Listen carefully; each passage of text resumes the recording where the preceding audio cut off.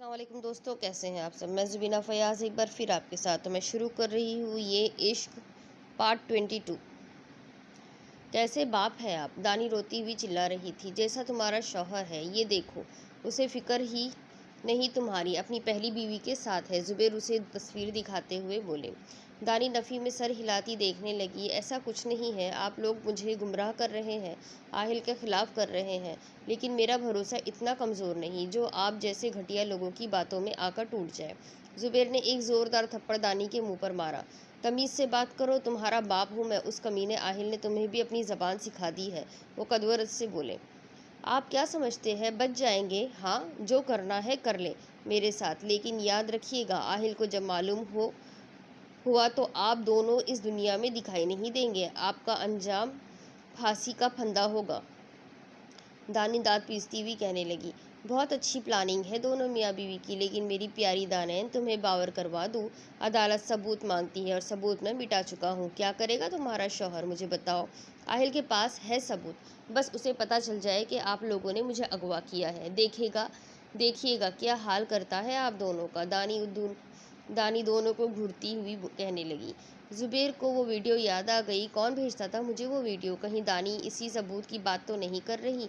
ज़ुबैर के चेहरे का रंग उड़ने लगा। नहीं, आहिल को जीतने नहीं दे सकता। वो दिमाग में ताने बाने जोड़ रहे थे। बहुत ज़बान चलती है तुम्हारी। बात सुनो, डॉक्टर कसिया अपने आदमी को आवाज़ देती हुई बोली। अगर अब इसके मुंह से एक लफ्ज़ भी निकले तो गोली मार देना। डॉक्टर कसिया कहकर मुड़ गई। दानी का ऊपर का सांस ऊपर और नीचे का नीचे रह गया। आदमी इस पर बंदूक ताने खड़ा था। आहिल, अब तो तुम्हें आना ही पड़ेगा, दानी दिल ही दिल में बोल रही थी। आहिल उमेर के सिरहाने खड़ा था। चाची, मुझे ज़रूरी काम से जाना है, उमेर उठे तो आप उसे समझा देना। आहिल उमेर को देखता हुआ बोल रहा था। ठीक है, अगर ज़रूरी काम है तो मैं नहीं रोकूंगी, लेकिन मुझे तुमसे बात करनी है, अगली बार वक्त निकाल कर आना। वो खफा खफा सी बोली। जी ठीक है, मैं चलता हूँ, आहिल कहकर बाहर निकल आया। वो अफसरदगी से आहिल को देखने लगी। जब से देख रही हूँ तुम्हें ऐसे ही नज़र आते हो, हर वक्त किसी न किसी काम में। तुम्हारी अपनी भी कोई ज़िंदगी है या नहीं आहिल? वो दुख से सोच रही थी। रफ़ीक, मेरी बात सुनो, मैं जा रहा हूँ दानी के पास। मैं तुम्हें कॉल करूँगा, तुम पुलिस लेकर पहुँच जाना। तब तक मैं दानी को लेकर निकल जाऊँगा। लेकिन सर, आप अकेले? रफ़ीक इसके पीछे लपका। नहीं, गार्ड्स को साथ ले जा रहा हूँ, आहिल कहता हुआ तेज़ तेज़ कदम उठाने लगा। आहिल के चेहरे पर फिक्र नुमाया थी। जल्दी इस एड्रेस पर चलो, आहिल गाड़ी में बैठता हुआ बोला। एक गाड़ी में गार्ड्स थे। शिट, ये ट्रैफिक भी आज ही होनी थी।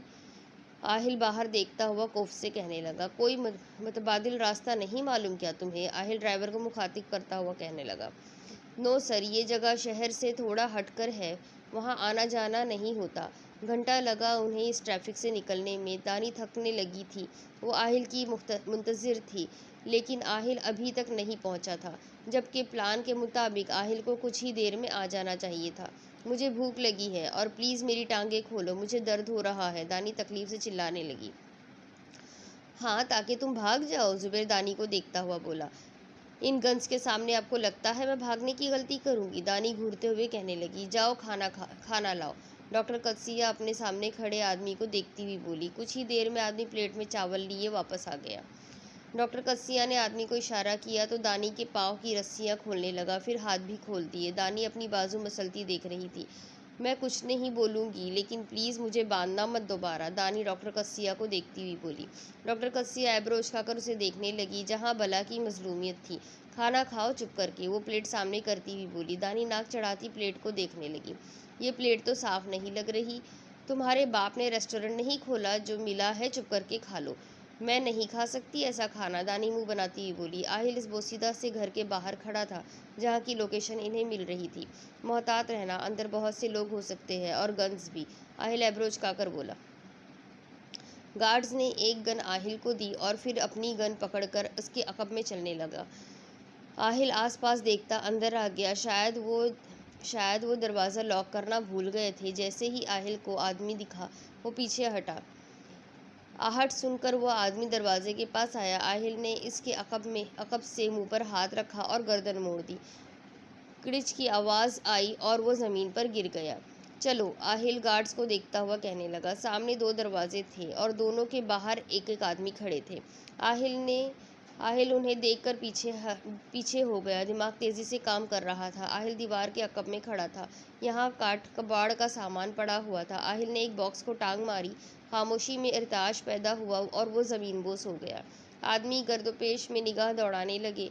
आज आवाज़ सुनी तुमने? एक उनमें से एक बोला। हाँ, दरवाजे की जानिब से आई है, मैं देखता हूँ, कहता हुआ दरवाजे की जानिब आ गया। जैसा कि आहिल ने सोचा था।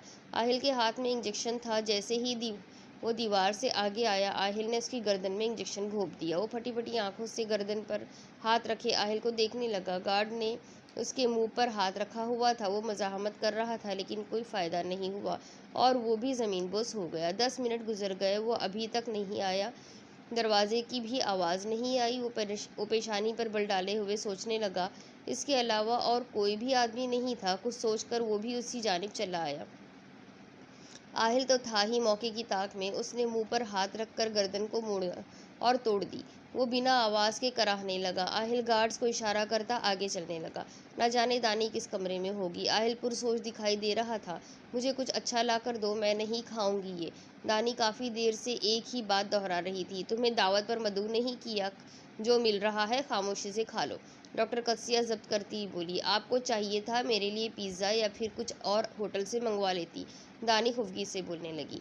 ये तुम्हारे बाप का घर नहीं है, वो तब कर बोली। ठीक है, लेकिन बाप तो यही है ना, अब मेरा ख्याल तो रखना पड़ेगा ना, दानी मुंह फुलाकर कह रही थी।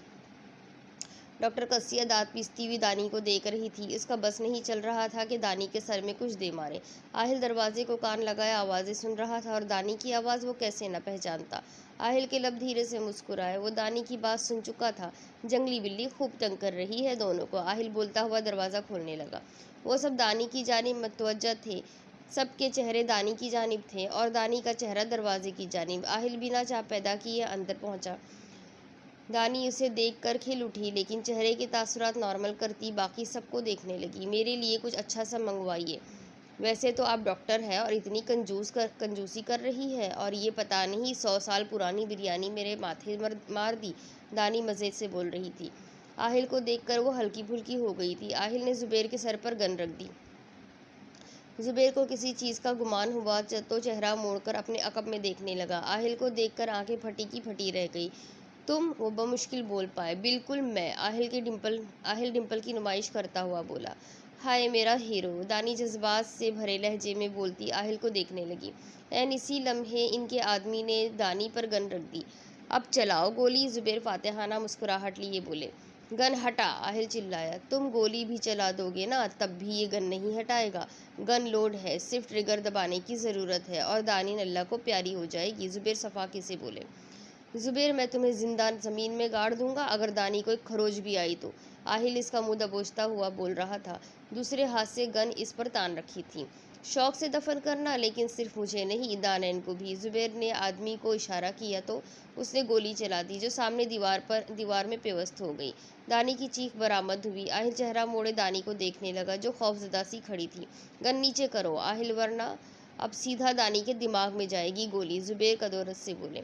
आहिल ने ना चाहते हुए भी गन नीचे कर दी। गन लो सबसे। जुबैर दूसरे आदमी को देखते हुए बोले। सर गार्ड्स आहिल को देखने लगे। दे दो आहिल, दे दो, आहिल दानी को देखता हुआ बोला, जिसकी आंखों में नमी तैर रही थी। मैंने ये क्यों नहीं सोचा कि इनके पास भी गन्स होगी। शिट। आहिल खुद कलामी कर रहा था। अब रफ़ीक को फ़ोन कैसे करूँगा। आहिल को फिक्र सताने लगी। सब कुछ खराब होता दिखाई देने लगा। Very good. जुबैर आहिल के हाथ से गन लेता हुआ बोला। अब तुम भी जाकर अपनी बीवी के पहलू में खड़े हो जाओ और तुम इस पर गन रखो। जुबैर दूसरे आदमी को देखते हुए इशारा करने लगा। बस बस, इतना करीब भी मत जाओ, जानते हैं तुम्हारी बीवी है। जुबैर उसे दानी के हमराह खड़े होते देख रहा था।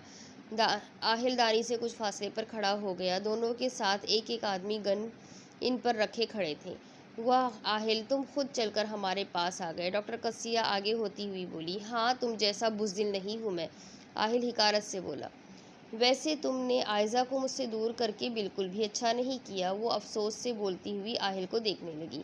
तकलीफ़ हुई, गुस्सा आया ना? मुझे भी बहुत आया था जब तुम दोनों ने मेरे मॉम डैड को तकलीफ़ से दो चार किया था। आहिल के चेहरे पर बला की सख्ती थी। तुम्हारी माँ तो इसी काबिल थी, वो हिकारत से बोली। ज़बान संभाल कर बात करो, वरना बोलने के काबिल नहीं रहोगी, आहिल जब्त करता हुआ बोला। याद हो याद हो तो तुम दोनों हमारे कब्जे में हो, हम नहीं। डॉक्टर कसिया इस्तेहजाइया हंसी।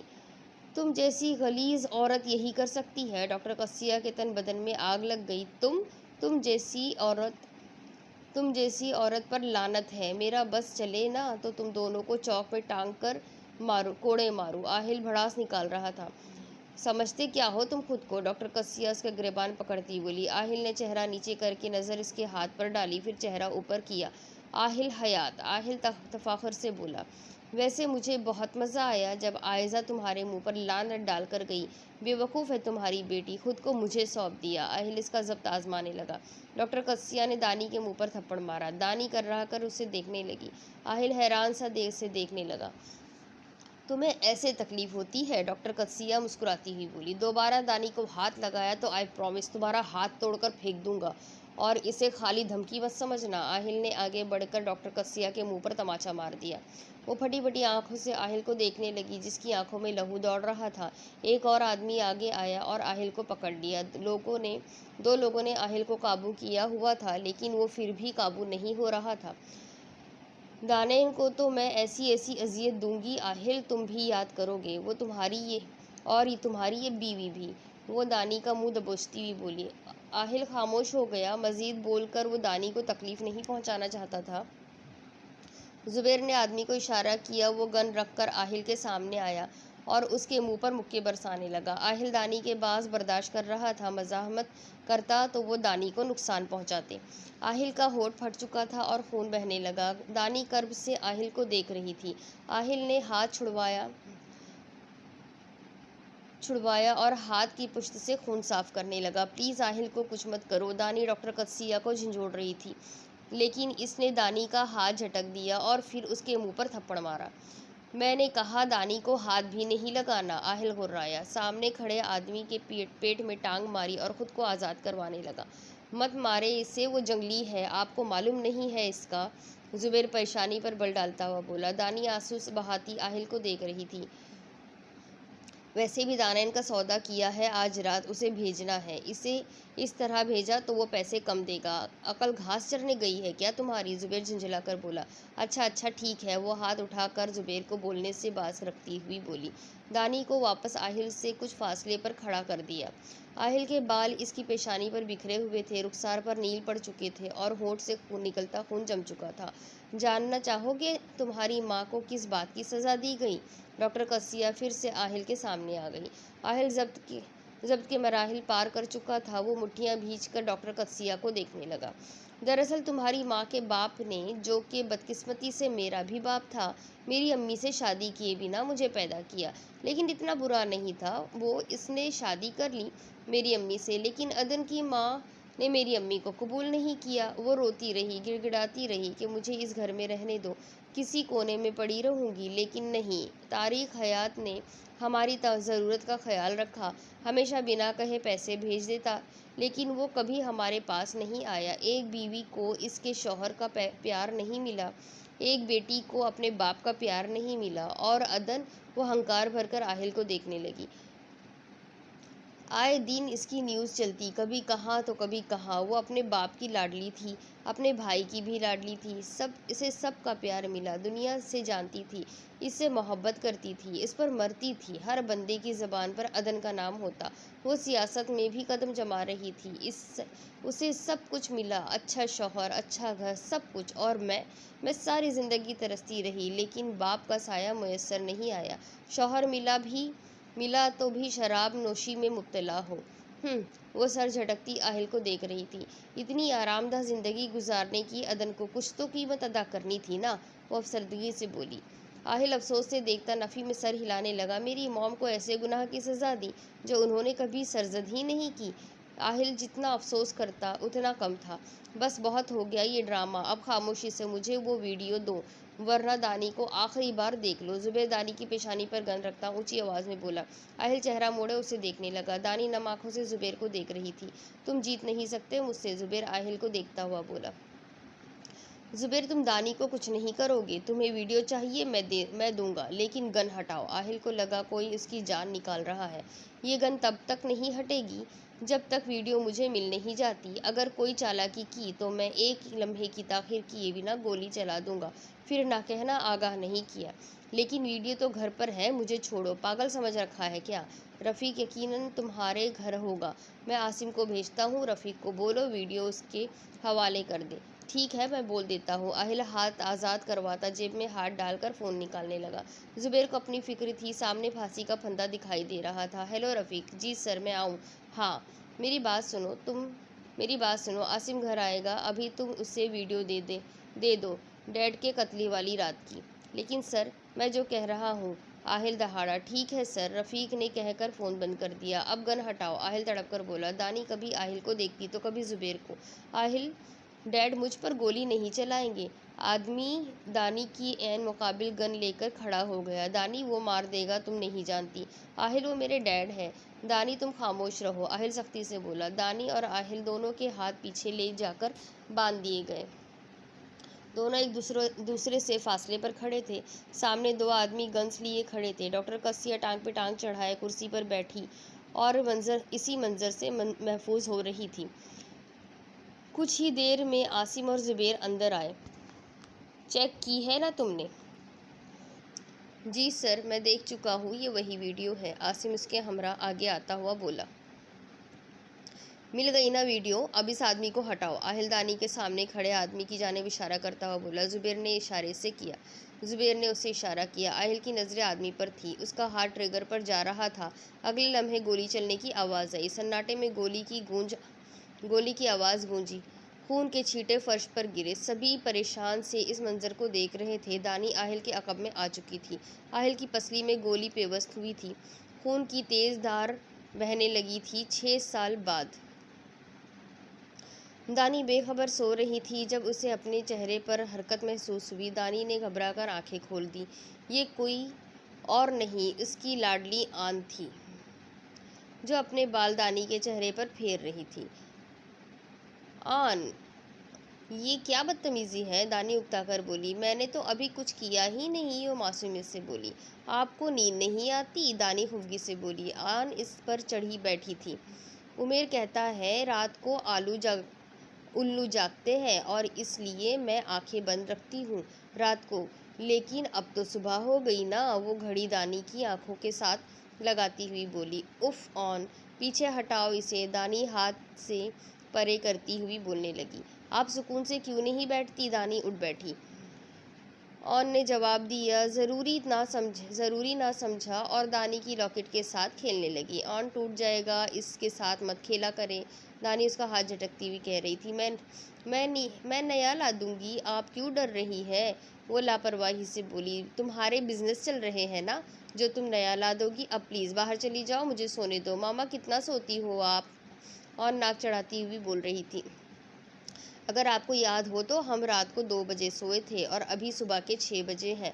क्यों मेरी जान के पीछे पड़ी हो आप? दानी रोने वाली शक्ल बनाती हुई कह रही थी। मैं तो आपके ऊपर बैठी हूँ, बस देखो। और वो ऊपर उठती हुई बोली। या अल्लाह, मुझे सब्र दे। दानी खूंखार नज़रों से घूर रही थी। मतलब मुझे सोने नहीं दोगी? दानी तहम्मुल से बोली। बिल्कुल भी नहीं, वो सीने पर हाथ बांधती हुई कहने लगी। दानी को बिल्कुल आहिल की कॉपी लगती थी, उसी जैसी मगरूर और बददिमाग। अपने बाप पर गई हो पूरी की पूरी। दानी जल कर बोली। ऑन को बेड पर बिठा कर खुद नीचे उतर गई। क्या है भाई? आज ऑन एहतजाज करने लगी, जिसका मतलब था अभी वो दानी के साथ खेलना चाहती थी। ऑन, ट्रस्ट मी, एक ज़ोरदार थप्पड़ खा लोगी ना, सुकून से बैठ जाओगी। दानी कपड़े निकालती हुई कहने लगी। हाथ तो लगाकर दिखाइए मुझे। ऑन कहाँ असर लेने वाली थी। दानी धीरे धीरे अलमारी में सर मारने लगी। कोई शक नहीं, ऑन तो मुझे पागल कर दोगी। डॉक्टर ठीक कर दे तो कर देंगे, नो प्रॉब्लम। वो डिम्पल की नुमाइश करती हुई बोली। पहले आहिल और अब ये मैडम डिम्पल की नुमाइश करती फिरती है। दानी तब कर बड़बड़ाने लगी। मैं सब सुन रही हूँ, जानती हूँ तुम्हारे कान बहुत तेज़ हैं। दानी इसके कपड़े लेकर मुड़ी। अब अगर नहाते हुए कोई शरारत की तो क्या कर लेंगी आप? वो इत्मीनान से बोली। सच में ऑन, मैं कुछ नहीं कर सकती। दानी की आंखों में आंसू तैरने लगे। गुड, वो दानी का मुंह थपथपाती हुई बोली। दानी सर झटकती उसे उठाकर वॉशरूम में ले आई। मामा, आप टॉवेल भूल गई। ऑन हाथ बाथटब में घुसती हुई बोली। दानी घूरती हुई बाहर निकल आई। ऑन टब में खड़ी थी, पाँव ऊंचे किए और पानी चला दिया। खुद बाहर निकल आई और शावर चलाकर डांस करने लगी। वो बेहतरीन नौयत की बाथरूम सिंगर थी। लैला मैं लैला ऐसी हूँ लैला, हर कोई चाहे मुझसे मिलना अकेला। दानी वापस आई तो ऑन ठुमके लगाती गुनगुना रही थी। दानी का दिल चाह रहा था या तो ऑन का सर दीवार में दे मारे या फिर अपना। ऑन आप एक जगह टिक कर बैठ नहीं सकती? दानी इसका बाजू पकड़ती हुई बोली। दूसरे हाथ से शावर बंद किया और चलती हुई टब के पास आ गई। ऑन घूरती हुई टब में चली गई। पता नहीं क्या मसला है आपको, ऑन पानी से खेलती हुई कह रही थी। ठंडे ठंडे पानी से नहाना चाहिए, गाना आए या ना आए गाना चाहिए। ऑन गला फाड़ फाड़ कर चिल्ला रही थी। ऑन अपना मुंह बंद कर लो। दानी उसे घूर रही थी। मामा इसका टेस्ट कैसा होता है? ऑन शैम्पू को देखती हुई बोली। मैंने कभी पीकर नहीं देखा। दानी जब्त करती हुई बोली। अब पीकर देख लें। ऑन इस पर पानी के छींटे मार रही थी। कर दिए ना गंदे मेरे कपड़े, दानी घूर कर बोली। तो क्या हुआ, आपने थोड़ी धोने हैं? दानी सांस खारिज करती इसके बालों में शैम्पू लगाने लगी। मुझे भूख लगी है। दानी ने अभी उसे बेड पर बिठाया ही था क्यों बोल पड़ी। ऐसे ही ले जाऊं नीचे? दानी गुस्से से बोली। ऑन चेहरा मोड़कर बैठ गई, जो उसकी नाराज़गी का इजहार था। दानी इसका चेहरा अपनी जानिब करती कपड़े पहनाने लगी। मैं चेंज कर लूँ, फिर बाहर जाना है। दानी कमरा लॉक करती बोली। ऑन खफा खफासी सोफे पर बैठी थी। मामा मुझे ये नहीं खाना, ऑन मुंह मोड़ती हुई बोली। ऑन ये तीसरी बार नाश्ता बनवाया है आपने और पेट में एक निवाला भी नहीं गया। तो कुक को बोले और बना दे। वो असर लिए बिना बोली। चुप करके खाओ यही, दानी उसको पकड़ती हुई बोली। मैं पुलिस को बुला दूंगी। ऑन इसके हाथों से निकलने की सही कर रही थी। बुला लेना, पहले नाश्ता कर लो। ईमान आती हुई मुस्कुराने लगी। ऑन फिर से मामा को तंग कर रही है आप? वो खुफगी से बोली। चाची ये मेरी बात ही नहीं सुनती, वो मुंह बनाती हुई कह रही थी। दानी हलकान हो रही थी, लेकिन ऑन ने मुंह में एक निवाला नहीं डाला। दफ़ा हो जाओ, दानी उसे छोड़ती हुई बोली। तुम भी जिद मत किया करो, वो तो बच्ची है। ईमान नरमी से समझाने लगी। चाची मैं कहाँ जिद करती हूँ, जिद तो इसे कहते हैं जो ये मैडम करती है। दानी 4 साला ऑन की जानिब इशारा करती हुई बोली, जो बालों को झुलाती हुई चलती जा रही थी। वो अपनी उम्र के दूसरों बच्चों से बड़ी लगती थी। कद भी बड़ा था, रंग रूप हर चीज़ आहिल जैसी थी, लेकिन जिद जाहिर हाजिर जवाब दानी जैसी थी, जो अब उकताई रहती थी। उमेर तुमने मुझे वोट देना है, समझे? ऑन उंगली उठाकर बोल रही थी। हाँ मैं तुम्हें ही वोट दूंगा, तुम्हें ही दूंगा वोट, तुम टेंशन मत लो। अब चीटिंग मत करना वरना मैं छोड़ूंगी नहीं तुम्हें, ऑन धमकाती हुई बोली। जाओ ना करो यकीन, जब दूंगा फिर देख लेना। उमेर बोलता हुआ चलने लगा। मेरी तो कोई बात ही नहीं समझता। ऑन बड़बड़ाती हुई बाहर निकल आई। गार्ड्स इसके अकब में थे। ऑन शरारत के मूड में थी, चलती हुई अंदर आ गई। मुझे चाबी दे गाड़ी की, वो दानी को घूरती हुई बोली। क्या करनी है आपने चाबी? मुझे अच्छे से याद है, लास्ट टाइम आपने जो गाड़ी का हाल किया था उमेर के साथ मिलकर। दानी घूर कर बोली। वो तो गलती से हो गया था ना, अब दे दे मुझे। वो दानी की शर्ट खींच रही थी। ऑन तुमने मेरी नाक में दम कर रखा है। मामा यहाँ देखे। ऑन इसका चेहरा अपनी जानिब मोड़ती बोली। अब क्या है? दानी खा जाने वाली नज़रों से घूर रही थी। आपकी नाक में तो दम नहीं है। वो चेहरा नीचे किए उसकी नाक पर हाथ रखती हुई बोली। ऑन जहाँ थी ना वहीं चली जाओ, मैं कोर्ट में जाऊंगी, वो उंगली उठाकर कहती बोली। दानी ने थककर सर टेबल पर गिरा लिया। स्कूल से भी इसकी कंप्लेंट्स की इतनी लंबी लिस्ट तैयार है। दानी ईमान को देखती हुई बोली। बच्ची है अभी, बड़ी होगी तो ठीक हो जाएगी। सच में चाची, बच्चे पालना बहुत मुश्किल है। दानी कानों को हाथ लगाती हुई बोली। ईमान धीरे से मुस्कुरा दी। हारिब मुझे दानी की तरफ छोड़ आए।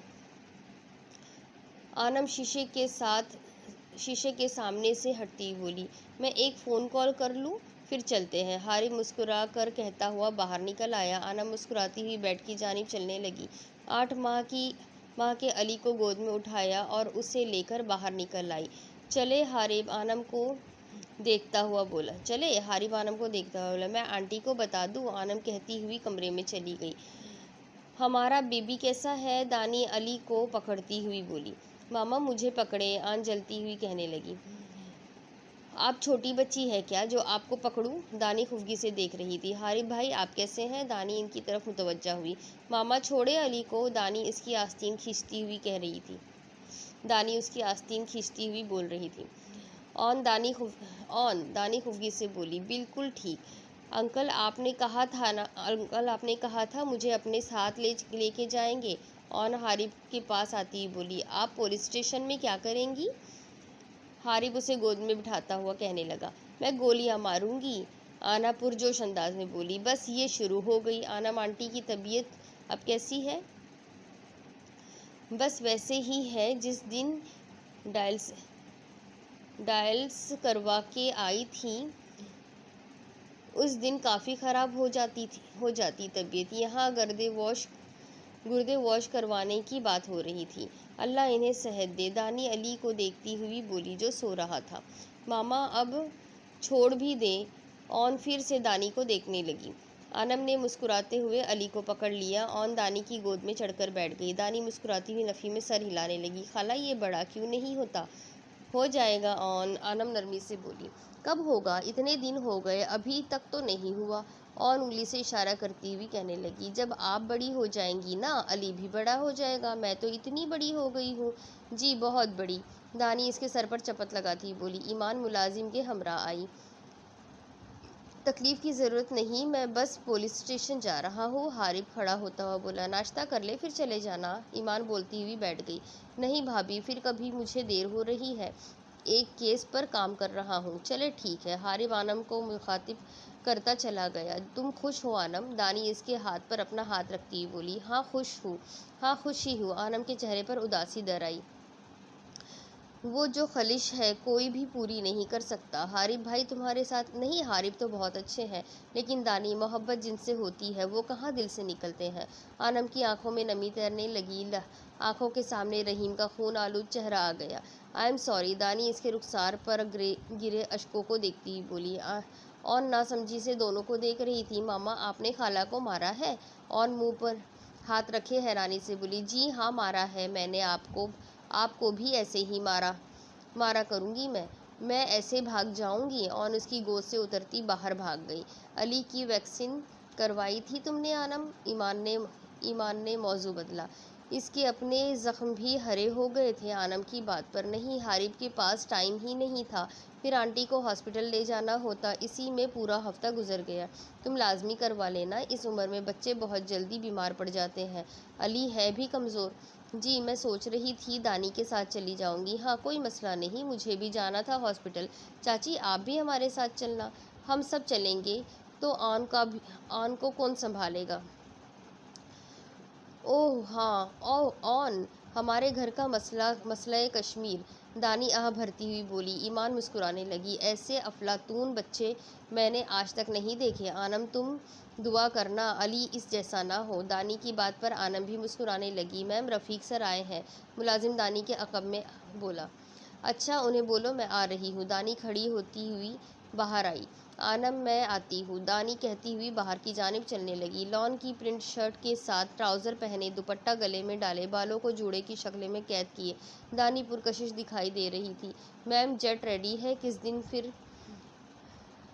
आज या कल तक मैं तुम्हें कॉल करके कंफर्म बता दूंगी। और ऑन फ़िलहाल तो यहीं रहेगी चाची के साथ, बाद में तुम उसे ले आना। जी ठीक है। इसके अलावा? नहीं बस ठीक है, मैं तुम्हें कॉल कर दूंगी। रफ़ीक सर हिलाता चला गया। दानी मुस्कुराती हुई अंदर आ गई। कहाँ भई? ईमान शरारत से बोली। कहाँ जा सकती हूँ? दानी मुस्कुराती हुई बैठ गई। तुम भी जा रही हो? आनम हैरानी से बोली। अकेले जा रही है? को यहीं छोड़कर, ईमान ने लुकमा दिया।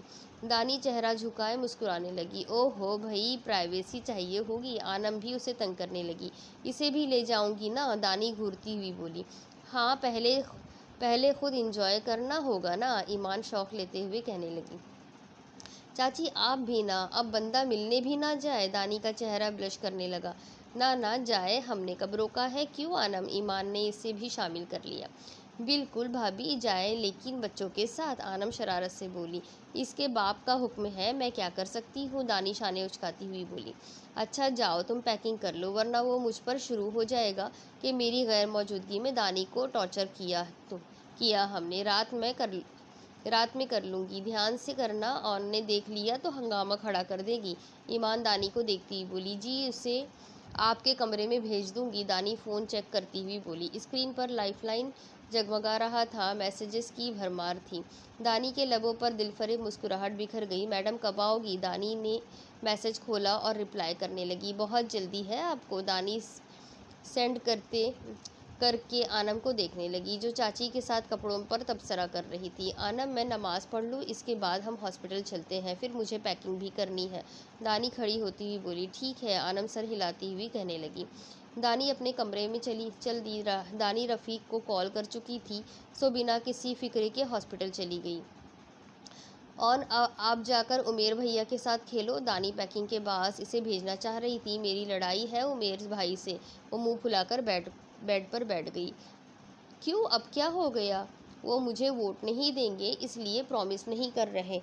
हाय अल्लाह, इस लड़की का दिमाग, इसके बाप की सियासत कम थी क्या जो ये भी शुरू हो गई? ऑन, वो आपसे बड़े हैं, जाकर सॉरी करो और खेलो उनके साथ। मैं ऑन हयात हूँ, क्यों करूँ सॉरी? वो मगरूराना अंदाज में गर्दन उकड़ कर बोली। बहुत बुरी बात है ऑन, दानी ने उसका बाजू पकड़कर झिंझोड़ा। चलो जाओ, अब आपको ही वोट देंगे, मामा बोल देगी उन्हें। ना दिया ना तो मैं आपको पकड़ूंगी, वो उंगलियां उठाकर कहती हुई बोली। तौबा, पता नहीं क्या खाकर पैदा किया था इसे। दानी नफ़ी में सर हिलाती पैकिंग करने लगी। फ़ोन मुसलसल रिंग कर रहा था। मैडम, मुझसे सब्र नहीं हो रहा, लाइफलाइन की जानिब से मैसेज था। आपकी जो लाडली है ना, मुझे कुछ करने दे फिर ना। दानी के साथ में गुस्से वाला इमोजी भेजा। जल्दी आ जाओ, दानी पढ़ती हुई मुस्कुराने लगी। अच्छा जी। दानी सेंड करके फिर से पैकिंग करने लगी। रात के 12 बजे ऑन की वापसी हुई। शुक्र है आपको याद आया कि वापस भी आना है, वरना मुझे लग रहा था खुद लेने आना पड़ेगा। दानी उसे देखती हुई बोली। हाँ तो गार्ड तो भेज देती, मैं आ जाती। हाँ तो गार्ड्स को भेज देती, मैं आ जाती, वो लापरवाही से बोली। गार्ड्स आपके लिए ही बैठे हैं ना? हाँ तो और किसके लिए है? अब मुझे तंग ना करे, बाबा से बात करने का टाइम हो रहा है। वो बेड पर चढ़ती बोली। आइए जी, करे अपना काम और ज़्यादा तंग नहीं करना बाबा को। दानी घूरती हुई उड़ गई। दानी तैयार खड़ी थी, जामनी रंग की शलवार कमीज़ पहने, उसका दूधिया रंग जगमगाने लगा था। बालों को पोनी में कैद किए, बैग कंधे पर डाले, वो ऑन की मुंतजिर थी। मैडम कहाँ जा रही हैं? ऑन टी शर्ट के साथ जीन्स के शॉर्ट्स पहने बोलती हुई चलती आ रही थी। मैं डॉक्टर के पास जा रही थी। दानी घुटनों के बल बैठती ऑन को गले लगाती ही बोली। तो डॉक्टर के पास जाने के लिए ऐसे कौन मिलता है? ऑन पेशानी पर बल डालती हुई बोली। मैं। दानी उसके सर पर चपत लगाती हुई बोली। सच सच बताइए, कहाँ जा रही है? वो दानी को घूर रही थी। डॉक्टर के पास ही जाना है, आप भी साथ आ जाइए। दानी जानती थी वो हॉस्पिटल से कितना डरती है। कोई नहीं, बहाने से मुझे इंजेक्शन लगवाना होगा, जाइए खुद ही, मैं अपनी चाची के पास हूँ। वो ईमान के अकब में छुपती हुई बोली। ईमान ने उसे गोद में उठा लिया। दानी मुस्कुराने लगी, फिर ऑन के गाल पर बोसा दिया और चलने लगी। अब इसके आगे की स्टोरी मैं आपको अगली किस्त में सुनाती हूँ। आखिर क्या हुआ है इस स्टोरी में, क्या किया उन लोगों ने ज़ुबैर के साथ, कैसे वहाँ से बचे। अब 4 साल गुजर चुके हैं। दानी की भी एक बेटी है, आनम की भी बेटी है, और वो लोग सब साथ रहते हैं। क्या हो गई है ज़िंदगी, कितनी चेंज हो गई है, सब कुछ जानिए मेरे साथ अगली किस्त में। फिर मिले।